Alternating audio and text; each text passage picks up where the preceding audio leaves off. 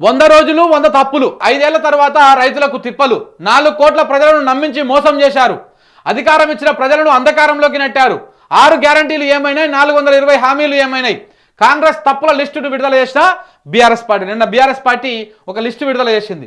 రాష్ట్రంలో కాంగ్రెస్ పార్టీ అధికారంలోకి వచ్చి 100 రోజులు పూర్తయింది. ఈ సందర్భంగా 100 రోజుల్లో సర్కారు చేసిన తప్పులు, ఎన్నికల ముందు ఇచ్చినటువంటి హామీలు, అమలు జరుగుతున్నటువంటి తీరు, ప్రజల ఇబ్బందులు, రైతుల గోసను సంబంధించి 100 ప్రశ్నలను బీఆర్ఎస్ పార్టీ విడుదల చేసింది. రైతులు, నేతన్నల ఆత్మహత్యలపైన ఆవేదన వ్యక్తం చేసింది. రాష్ట్రం నుంచి తరలిపోతున్న పెట్టుబడుల గురించి ఇందులో ప్రశ్నించింది. పరిస్థితి చక్కదిద్దేందుకు సర్కారు తీసుకున్న చర్యలేంటో చెప్పాలని అడిగింది. అందులో ఒక్కసారి ఒక్కొక్క ప్రశ్న ఏందో మీకు చదివి వినిపిస్తా. 2 లక్షల రుణమాఫీ ఏమైంది? రైతు భరోసా కింద 15,000 ఇంకెప్పుడు ఇస్తారు?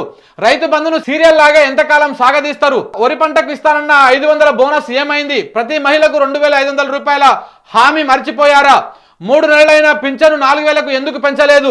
1వ తేదీన జీతాలు అన్నారు, అందరికీ ఎందుకు అందడం లేదు?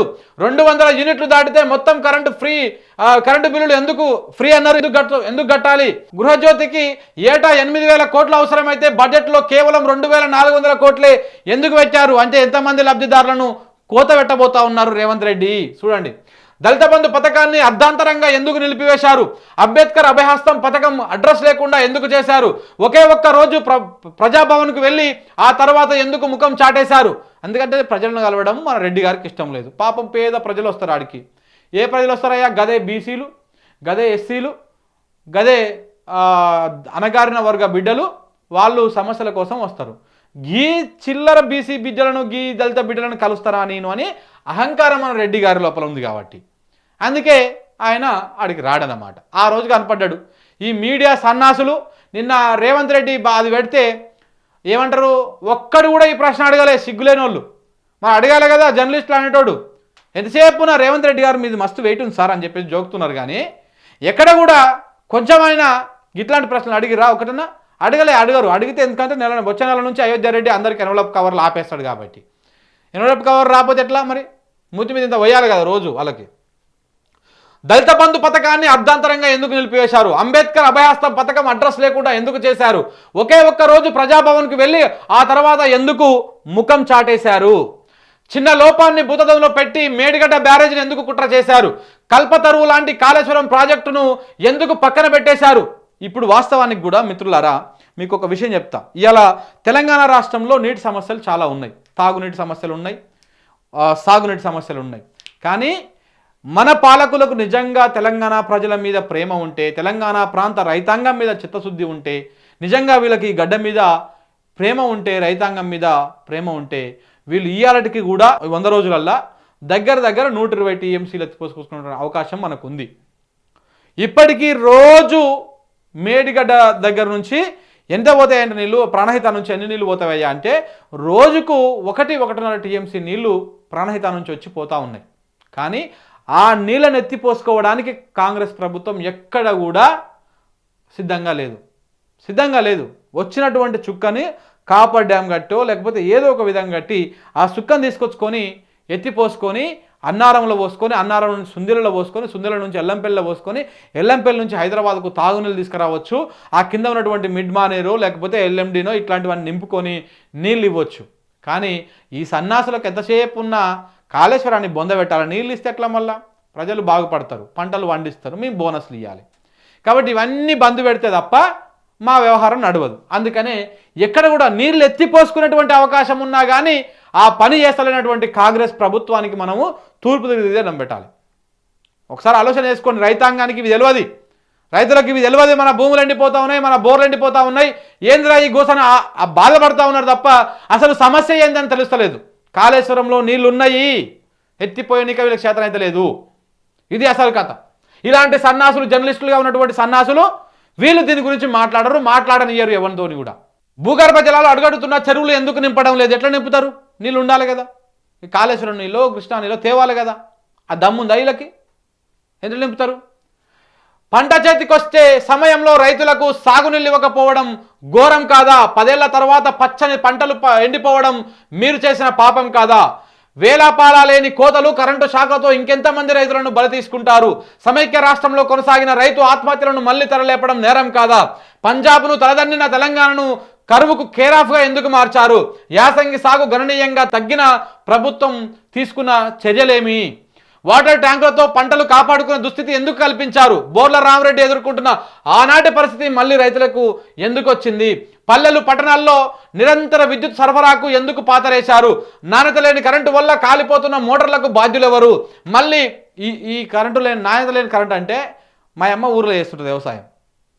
మాకు ఒక 2 బోర్లు ఉన్నాయి. ఆ 2 బోర్లు ఇప్పుడు 2 సార్లు కాలిపోయినాయి. 2 సార్లు కాలిపోయినాయి. 2 సార్లు, ఒకసారి కాదు. అంటే వీళ్ళ కరెంటు ఎంత అద్భుతంగా ఉందో మీరు ఆలోచన చేసుకోరు. మళ్ళీ యూరియా కోసం క్యూ లైన్లో నిలబడే సంస్కృతి ఎందుకు తెచ్చారు? సాగునీటి ప్రాజెక్టులను కేంద్రానికి ఎందుకు అప్పగించారు? మిషన్ భగీరథను మూలన పడేసి మళ్ళీ ట్యాంకర్ల రాజ్యమా? ఫ్రీ బస్సు అని ఆశ పెట్టి మహిళలను ఎందుకు ఇబ్బందులకు గురి చేస్తారా? సో ఆటో డ్రైవర్ల పొట్టగొట్టి ఏటా ఇస్తారన్న 12,000 ఎగ్గొడతారా? 10 ఏళ్లు సంతోషంగా ఉన్న నేతన్నల జీవితాలు ఎందుకు ఆగం చేశారు? ఆర్డర్లు ఇవ్వకుండా సాంచాల సంక్షోభాన్ని ఎందుకు సృష్టించారు? ఇంకా ఆర్డర్లు ఎక్కడివి? గట్టిగా మాట్లాడితే నువ్వు నిరోధులు అమ్ముకోపోరు, మీరు పద్మశాలలు నిరోధులు అమ్ముకోవాలి, ఆ పాపడాలు అమ్ముకోవాలి, కానీ గీవెందుకాయ మీకు అని ఆ కేకే మైదరెడ్డి లాంటి లుచ్చాగాళ్ళందరూ కించపరుస్తూ ఉంటారు. ఇంకెక్కడ ఆర్డర్లు? ఆత్మగౌరవంతో బతుకుతున్న నేతన్నలను అవమానిస్తారా? ప్రభుత్వ తప్పిదాలను ప్రశ్నించే జర్నలిస్టులపై దాడి చేస్తారా? బీఆర్ఎస్ హయాంలో అందుకంటే మరి దాడి చేయాలి కదా. దాడి చేయకపోతే ఇప్పుడు నా మీద దాడి చేస్తే చాలా మంది భయపడ్డారు. నేనేం భయపడిన అనుకో, ఇలాంటి లుచ్చాగాళ్ళకి, ఇలాంటి లుచ్చాదారులకి, ఇలాంటి లఫుడ్గాళ్ళకి ఎవరికి భయపడే ప్రసక్తే లేదు. ప్రశ్నించడం ఆపడం ప్రసక్తే లేదు. ఇంకా ఎక్కువ అవుతుంది రే, గుర్తుపెట్టుకోరు మీరు. నా మీద ఇంకేం చేసినా ఇంకా ఎక్కువ అవుతుంది. మీరు ఇలాంటి చిల్లర ప్రయత్నాలు బంద్ చేసి మేము లేవనెత్తినటువంటి సమస్యలను, ప్రజల సమస్యలను చూపిస్తున్నాం కాబట్టి ఆ సమస్యల పరిష్కారానికి కృషి చేయండి. మీరు ఇలాంటి చిల్లర ప్రయత్నాలు చేయకూరి. ఎన్ఎస్సిఐ గుండాలను పెట్టుకొని మీరు ఇలాంటి ప్రయత్నాలు చేయకూరి. బీఆర్ఎస్ హయాంలో వచ్చిన పెట్టుబడులను మీ ఖాతాలో వేసుకుంటారా? కార్నింగ్ గొరిల్లా గ్లాస్ కంపెనీ చెన్నైకి తరలిపోతున్న గుడ్లప్పకి చెందుకు చూస్తూ ఉన్నారు. కేన్స్ సెమీకాన్ సంస్థ గుజరాత్ రాష్ట్రానికి దారదత్తం చేస్తారా? అంతే మరి, ఇదే గుజరాత్ మోడల్ అంటే. మోడీ కోసం ఏదైనా చేస్తాడు మన రేవంత్ రెడ్డి, లేకపోతే మోడీ చేస్తాడుగా. మొత్తం ఆ కేసు ఉందిగా, ఓటుకు నోటు కేసు తీసుకపోయి బొక్కలేస్తాడు. ప్రపంచం మెచ్చిన టీఎస్ ఐపాస్ను కాదని కొత్త పాలసీ పాట పాడతారా? గురుకుల నియామకాల్లో 1000 బ్యాక్లాగ్ పోస్టులను మిగల్చడం మీ వైఫల్యం కాదా? పచ్చని వికారాబాద్ అడవుల్లో రాడార్ చుచ్చు పెడతారా? నల్లమల అడవుల్లో యురేనియం తవ్వకాలకు తెరతీస్తారా? శంషాబాద్ మెట్రోను ముందు చూపు లేకుండా ఎలా రద్దు చేస్తారు? దేశానికి తలమానికం లాంటి ఫార్మాసిటీని ముక్కలు చేస్తారా? కళ్యాణ లక్ష్మి పథకంతో ఇస్తారన్న తులం బంగారం ఏమైంది? రేవంత్ రెడ్డి ఇంట్లోకి పోతుంది తులం బంగారం. ఆడబిడ్డల ఇంట్లోకి రావాల్సినటువంటి తులం బంగారం రేవంత్ రెడ్డి ఇంట్లోకి పోతుంది. రేవంత్ రెడ్డి మంచిగా తిరుపతి రెడ్డి అన్న తమ్ముడు కొండల రెడ్డి, హిల్స్ రెడ్డి, ఆ రెడ్డి ఈ రెడ్డి అందరూ కలిసి దోసుకొని తింటున్నారట గట్టిగా. మరి అక్కడనే పోతుంది. ఫ్రీ ఎల్ఆర్ఎస్ పై మాట తప్పి ప్రజల నుంచి 20,000 కోట్లు దోచుకుంటారా? రక్షణ భూముల అప్పగింతలో బీఆర్ఎస్ కష్టాన్ని కాంగ్రెస్ ఖాతాలో వేసుకుంటారా? డబుల్ డెక్కర్ ఫ్లైఓవర్కు పాతరేసి ఆ రూట్లో శాశ్వత మెట్రో లేకుండా చేస్తారా? గొర్రెల పథకం లబ్ధిదారులు డీడీ కట్టినా ఇంకెప్పుడు పంపిణీ చేస్తారు? ఇంకెక్కడ గొర్రెలు లేవేం లేవు, అన్ని రెడ్లే. ఇప్పుడు గొర్రెలు ఎక్కడివి ఇంక లేవు కథ. డబుల్ బెడ్రూమ్ ఇళ్ల పంపిణీని ఇంకెప్పుడు పూర్తి చేస్తారు? సాక్షాత్తు ప్రియాంక గాంధీ హామీ ఇచ్చిన నిరుద్యోగ భృతి ఏమైంది? గంగలో కలిసిపోయింది. మన ప్రియాంక గాంధీ ఇంట్లో కూర్చుందన్నమాట పోయేది. ఇక కేసీఆర్ కిట్టు 13,000 ఆర్థిక సాయం ఇస్తారా లేదా? గర్భిణీలకు ఇచ్చే న్యూట్రిషన్ కిట్ పథకం ఏమైంది? వెంటనే తెల్ల కార్డులను అందిస్తామన్న హామీ ఇంకెప్పుడు చేస్తారు? విద్యార్థుల బ్రేక్ఫాస్ట్ స్కీమ్ ఎందుకు బ్రేక్ వేశారు? కేసీఆర్ దిగిపోయే ముందు ఒక స్కీమ్ పెట్టిండు పిల్లలకు, బ్రేక్ఫాస్ట్ స్కీము. ఆ స్కీమ్ మొత్తం ఆపేశారు అనమాట వీళ్ళు. ధరణి పోర్టల్ను దెబ్బతీయడం దళారుల రాజ్యం కోసమేనా? ధూపదీప నైవేద్యం అంతే కదా మరి. ధరణి పోర్టల్ రద్దు చేస్తేనే మన పైరవిదారులు పెరుగుతారు. పైరవిదారులు అంటే ఎవరు? రెడ్ల రాజ్యంలో పైరవిదారులదే అసలు కథ. పైరవిదారులదే పెత్తందారులు అనమాట. మరి పైరవి నడవాలంటే ధరణి ఉంటే పైరవి నడవదు. ఏమున్నా ధరణిలో కనపడుతుంది, ఏమున్నా నువ్వు ఆన్లైన్ అనేది దాన్ని చేసుకోవాలి. మరి ధరణి తీసేస్తేనే మళ్ళీ పైరవిదారులు వస్తారు. మన పటేల్ పట్వారిగిరి అంటారు చూసినావా, గట్లాంటిది వస్తుంది కథ. ధూపదీప నైవేద్యం పథకాన్ని కొండెక్కించడం సమంజసమేనా? పాపం పేద బ్రాహ్మణుల కోసం ఈ ధూపదీప నైవేద్యం కార్యక్రమం పెట్టిండు ఆయన. అదే పేద బ్రాహ్మణులకు నెలకి ఇంత పోయేది పైసలు. దాన్ని మొత్తానికి బొంద పెట్టిండు రేవంత్ రెడ్డి. పాపంగా పేద బాపనుల పొట్టగొడితే ఏమొస్తుంది పంతులది. 33 జిల్లాలను కుదించాలని కుట్ర చేయడం తిరోగమన చర్య కాదా? వ్యవసాయ విశ్వవిద్యాలయ భూములపైన కన్నేయడం తప్పు కాదా? అదే కర్ణాటక రియల్ ఎస్టేట్ దానికోసం చేస్తా ఉన్నాడు అనమాట. సొంత ప్రభుత్వంలోని దళిత ముఖ్యమంత్రిని అవమానిస్తారా? బీఆర్ఎస్ హయాంలో చేపట్టిన 30,000 ఉద్యోగాల భర్తీని మీ ఖాతాలో వేసుకుంటారా? అంతే, సిగ్గులేకుండా వేసుకుంటారు ఇట్లాంటివన్నీ. ప్రభుత్వ నియామకాల్లో మహిళలకు రిజర్వేషన్లు నష్టపరుస్తారా? ఉద్యోగాలకు ఫ్రీగా దరఖాస్తు చేసుకోవచ్చని చెప్పి ఫీజు వసూలు చేస్తారా? చెప్పేవన్నీ చేస్తారా? మరి అదే రెడ్డి రాజ్యం. అదే సీఎంఆర్ఎఫ్ చెక్కుల పంపిణీ అర్ధాంతరంగా ఎందుకు నిలిపేశారు? ఎందుకంటే సీఎంఆర్ఎఫ్ ఇస్తే మరి ఇప్పుడు గత ప్రభుత్వంలో చాలా మందికి రాలే అవన్నీ ఆపేసినట్టు. ఎందుకంటే గత ప్రభుత్వంలో ఇస్తే అవి ఆ ప్రభుత్వానికి ఆ పార్టీకి అనుకూలంగా ఉన్నటువంటి వాళ్ళకే పోతాయి కాబట్టి అవిటిని ఆపేయాలి. ఇప్పుడు అవన్నీ ఆపేసి ఇప్పుడు కొత్తగా కాంగ్రెస్ బ్యాచ్కి మాత్రం వేయాలనే ఆలోచన అనమాట. అది ప్రభుత్వ ఉద్యోగులకు ఇస్తారన్న పెండింగ్ డిఏ ఇంకెప్పుడు ఇస్తారు? ఏమి ఇవ్వద్దు, ఇది మాత్రం ఇవ్వద్దయా. ప్రభుత్వ ఉద్యోగులకు ఏ డిఏలు పిఏలు బిఏలు ఏవి ఇవ్వద్దు. పెద్ద సోమరిపోతులు వీళ్ళంతా. వాళ్లకు ప్రభుత్వ ఉద్యోగమే దండగా. ప్రభుత్వ ఉద్యోగం రాగానే సోమరిపోతుల లిస్టులో మనం చేరినామని అనుకుంటారు. వీళ్ళు పోయి మంచిగా కాలు మీద కాలేసుకొని కూర్చొని తిని దొబ్బి పండుకుంటారు తప్ప ఏ ప్రజలకు పనిచేయరు. ప్రభుత్వ టీచర్ల సంగతి చూడాలి.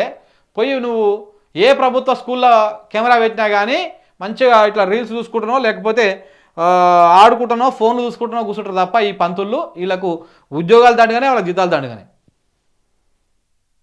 మళ్ళీ ప్రభుత్వ టీచర్లు అలా పిల్లలు మాత్రం మంచి మంచి కార్పొరేట్ స్కూళ్ళల్లో మంచి దాంట్లో చదువుతూ ఉంటారు.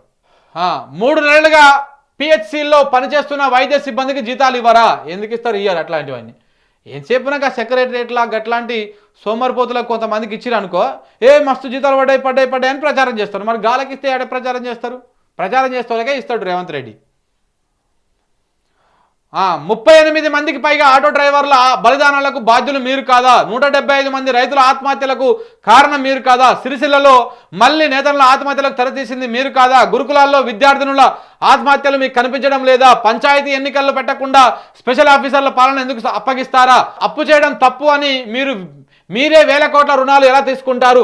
అధికారంలోకి రాగానే మళ్ళీ ఇప్పుడు ఇసుక మాఫియాకు దారులు తెలిచారా? తుంగతుర్తిలో ఘోరంగా జరుగుతూ ఉంది ఇసుక మాఫియా. ఆయన ఎవరు? మందుల సామెలా? ఆయన పొంకనాల మాటలు మస్తు మాట్లాడాడు. చెప్పరా పొంకనాల పోషెట్టి అంటే మస్తు చెప్తారంట. ఈ పొంకనాల పోషెట్టికి ఏమాత్రం తీసిపోడినా ఏది మందుల సామెలు. ఈ సామెలు ఏం చెప్పిండు? మొత్తం ఇసుక దందా అంతా చేసేటోడు గాదర్ కిషోరు. నేను వచ్చినాక ఏట్లకి వెళ్ళి ఒక ట్రాక్టర్ కనపడదు, ఒక జేసీపీ ఉండదు, ఏది ఉండదు, అన్ని తీసేస్తా అని చెప్పిండు. ఆయన ఉతకతనే అసలు ముచ్చలేదు చెప్పనా? ఈ స్టార్టింగ్లో గిట్లాంటిది ఏదో చేద్దామని ప్రయత్నం చేసినట్ట ఈ మందుల సామెలు అంటే. ఆయన చేస్తే మన సీఎం సభ ఉన్నదా అప్పట్లో కొడంగల్లో? ఆ సీఎం సభ కాడ మన కొండలరెడ్డి హిల్స్ రెడ్డి ఉన్నాడు కదా, తమ్ముడు హిల్స్ రెడ్డి. ఆ హిల్స్ రెడ్డి పిలిపించుకొని ఏం సంగతి మందులో సామెలు కథలు పడుతున్నావా సామెలు? నువ్వు మస్తు వస్తాయి అన్నీ, నా దందాలు ఇవన్నీ, నువ్వు అల్లకు వస్తుంటే అవి ఆపుతా ఉన్నావంట. ఏం సంగతి అంటే అన్నీ మూసుకొని కూర్చున్నట్ట. ఇప్పుడు ఇది కథ జరిగింది. సిరిసిల్లలో అధికారంలోకి రాగానే మళ్ళీ ఇసుక మాఫియాకు దారులు తెరిచారా? పాలమూరు రంగారెడ్డి ప్రాజెక్టు భవితవ్యాన్ని ప్రశ్నార్థకం చేశారా? ఇంకెక్కడిది పాలమూరు రంగారెడ్డి? అప్పుడే గోవింద పెట్టిర్రు. ఇవాళ నమస్తే తెలంగాణ రాసిర్రు. వీళ్ళకోసంగా చెప్తాను దాని సంగతి. ఇగో పాలమూరుకు బ్రేక్ పడ్డది, అయిపోయింది. దానికి మొత్తం చెప్తున్నా, కేంద్రం చేతిలో పెట్టి తీసుకుపోయి మనకు నీళ్లు రావు, ఓట్లేసి గెలిపించిన పాలమూరు ప్రజలారా మీకు దండం పెట్టాలి. ఓట్లేసి కాంగ్రెస్ పార్టీని మొత్తం గంపగుత గెలిపించేటువంటి మన నల్గొండ ప్రజలారా మీకు కూడా దండం పెట్టాలి. అట్లాగే ఖమ్మం ప్రజలు అంటే ఎట్లాగో ఇక వాళ్ళకి కావాల్సింది కాబట్టి వాళ్ళు ఎట్లాగో 9 మందిని అలా గెలిపించారు. అది పోయినసారి కూడా ఘటన జరిగింది. కానీ నల్లగొండ పాలమూరు ప్రజలు అందరూ కూడా చాలా మేధావులు, బుద్ధివంతులు అన్నమాట. ఎందుకంటే ఇలా మనకు నీళ్ళు వచ్చేటువంటి అవకాశం ఉండే పాలమూరు రంగారెడ్డి తోటి అవి మొత్తానికి బ్రేక్ పడ్డది, మొత్తానికే బొంద పెట్టిరు దాన్ని. రేవంత్ రెడ్డి పుణ్యమే ఇదంతా. ఇంకా మనకు నీళ్ళు వస్తాయనేది కళ, మనం కలడే కానాలిగా. మనకు నీళ్ళు వచ్చుడు లేదు, ఆ డిండి లిఫ్ట్ ఇరిగేషన్ స్టార్ట్ కాదు, పాలమూరు రంగారెడ్డి పూర్తి కాదు, ఏది పూర్తి కాదు, అంతా ఆగం పంచకంతం అంతే. సచివాలయం ముందు తెలంగాణ తల్లికి బదులు రాజీవ్ గాంధీ విగ్రహాన్ని ఎలా పెడతారు? ఎవడ్రపై రాజీవ్ గాంధీ? మాకేం సంబంధం చెప్పు తెలంగాణ వాళ్ళకి? తెలంగాణ తల్లి విగ్రహం పెట్టకుండా గాడు రాజీవ్ గాంధీ విగ్రహం పెడతారంట ఈయన మూతవారి. ఇక మొత్తం తెలంగాణ తల్లి విగ్రహం తీసేసి ఇక రేపు మన సోనియా గాంధీ ఫోటో పెట్టు, ఈవనే తెలంగాణ తల్లి అని పెట్టు, లేకపోతే రేణుకా చౌదరిది పెట్టు, ఈవనే మా తెలంగాణ తల్లి అని. రాష్ట్ర అధికార చిహ్నం నుంచి కాకతీయ తోరణాన్ని ఎందుకు తొలగిస్తారు? జై తెలంగాణ నినాదం నినదించిన పాపానికి లాటరీతో రెచ్చిపోతారా? బీఆర్ఎస్ నేతలపై అక్రమ కేసులు పెడుతున్న బీజేపీతో చీకటి ఒప్పందాలు ఎందుకు? గుజరాత్ మోడల్ను మెచ్చుకొని తెలంగాణ ఆత్మగౌరవం దెబ్బతీస్తారా? లోక్సభ ఎన్నికల్లో కాంగ్రెస్ పార్టీ ఖర్చులకు తెలంగాణను ఏటీఎంగా మార్చేస్తారా? తెలంగాణ నుంచే మొత్తం పోతున్నాయి కాంగ్రెస్ పార్టీకి ఫండింగ్ మొత్తం.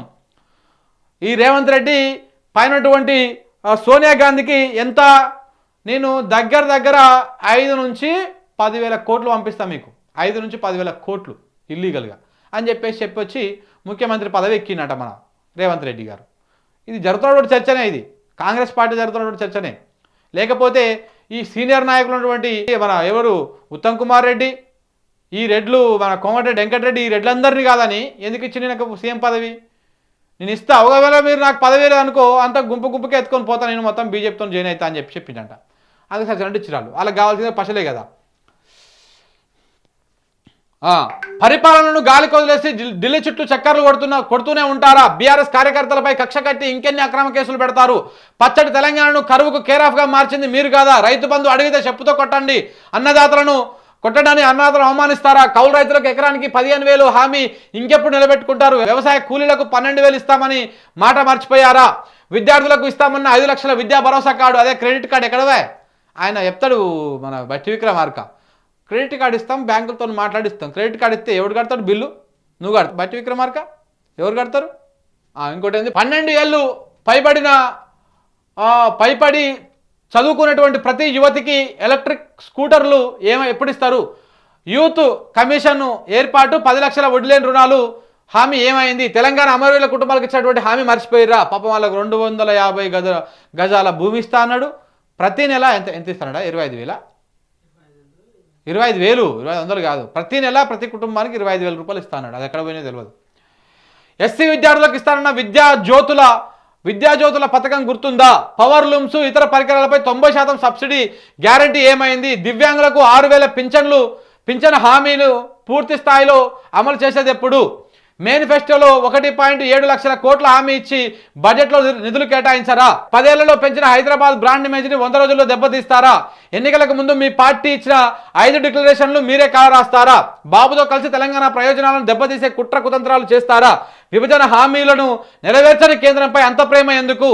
కాంగ్రెస్కు అధికారం ఇస్తే తెలంగాణను అంధకారంలోకి నెట్టేస్తారా అని చెప్పేసి మొత్తం 100 ప్రశ్నలు సంధించింది బీఆర్ఎస్ పార్టీ. నన్ను పెడితే నేను ఇంకొక 100 ప్రశ్నలు వేస్తా దానికి. ఎందుకంటే ఇంకెన్ని దుర్మార్గాలు ఉన్నాయి వీళ్ళు చేసినాయి, కాంగ్రెస్ వాళ్ళు చేసినాయి, అన్ని దుర్మార్గాలే.